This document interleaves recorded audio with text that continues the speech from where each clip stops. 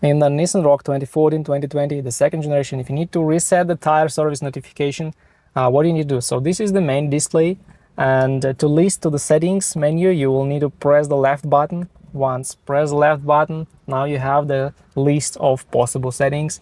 You have settings, maintenance. You need maintenance. Highlight maintenance with the up and down buttons and press OK.